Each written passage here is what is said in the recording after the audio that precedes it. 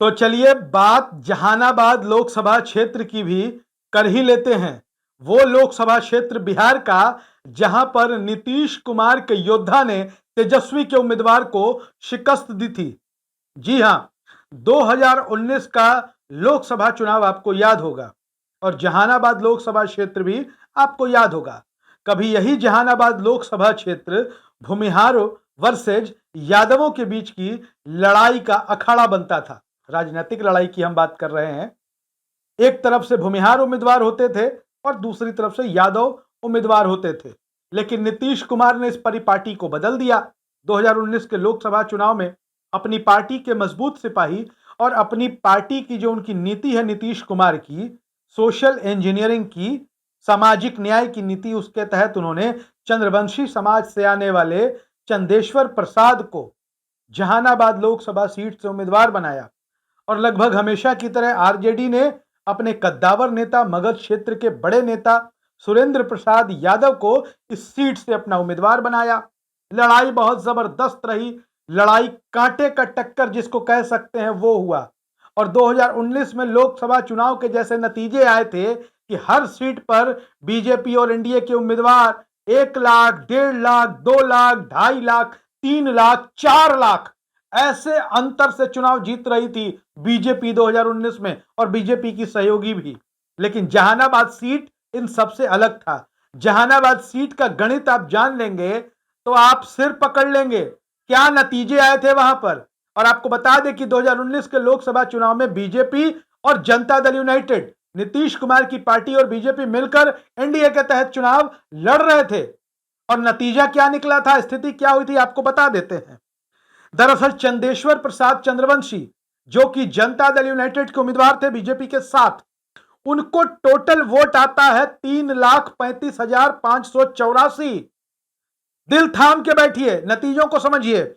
और आरजेडी महागठबंधन यानी कि आरजेडी कांग्रेस का जो गठबंधन था उस वक्त, उनके उम्मीदवार सुरेंद्र प्रसाद यादव को आता है 3,33,833 वोट। एनडीए को जीतने वाले उम्मीदवार को फिर से सुनिए, चंदेश्वर प्रसाद को 3,35,584 वोट मिलता है और सुरेंद्र प्रसाद यादव को 3,33,833 वोट मिलता है। मात्र 1,751 वोट से यहां पर आरजेडी के उम्मीदवार सुरेंद्र प्रसाद यादव की हार हुई थी। यह बहुत ही जबरदस्त और दिलचस्प आंकड़ा था। बिहार में तमाम सीटों पर चुनाव हुए थे लेकिन इस तरीके का आंकड़ा बहुत कम देखने को मिला और मात्र 1751 वोट से आरजेडी के कद्दावर नेता सुरेंद्र प्रसाद यादव चुनाव हार जाते हैं। हालांकि सुरेंद्र प्रसाद यादव आज भी बिहार सरकार में मंत्री हैं। और बता दें कि पिछले चुनाव में राष्ट्रीय समता पार्टी सेकुलर नामक पार्टी के टिकट पर यहां के पूर्व सांसद अरुण कुमार भी चुनावी मैदान में थे और अरुण कुमार को 34,558 वोट आए, उनकी जमानत भी नहीं बची थी। इस बार कौन उम्मीदवार होगा, जेडीयू या आरजेडी?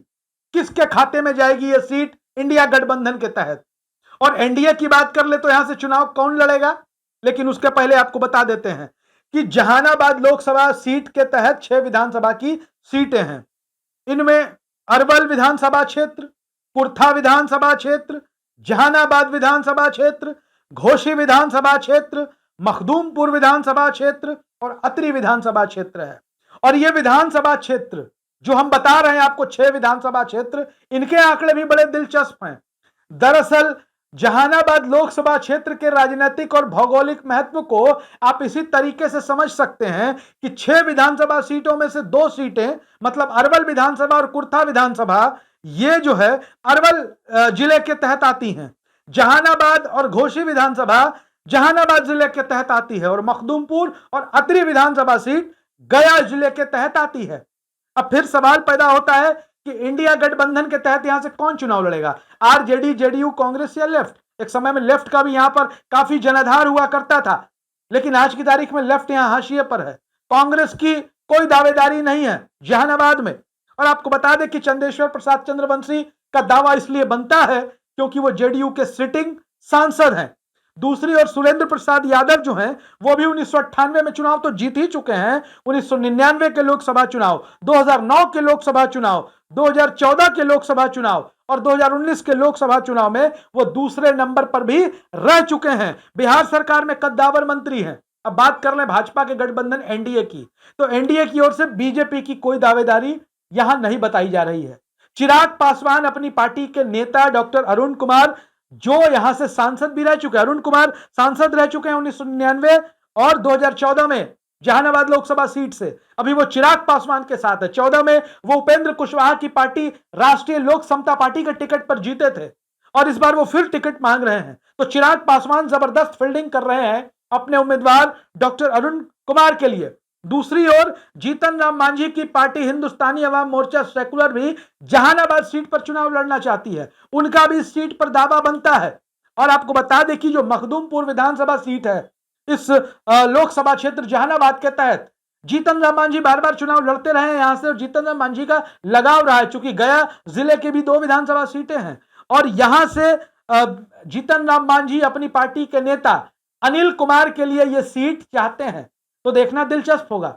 इंडिया गठबंधन में भी राजग जदयू के बीच पेंच फंसेगा और एनडीए में हिंदुस्तानी अवाम मोर्चा सेकुलर मांझी की पार्टी और चिराग पासवान की पार्टी लोक जनशक्ति पार्टी रामविलास के बीच यह फैसला होना तय है कि कौन यहां से चुनाव लड़ेगा। वीडियो पसंद आए शेयर करिएगा, अपनी राय जरूर लिखिएगा। कौन जीतेगा जहानाबाद से? धन्यवाद।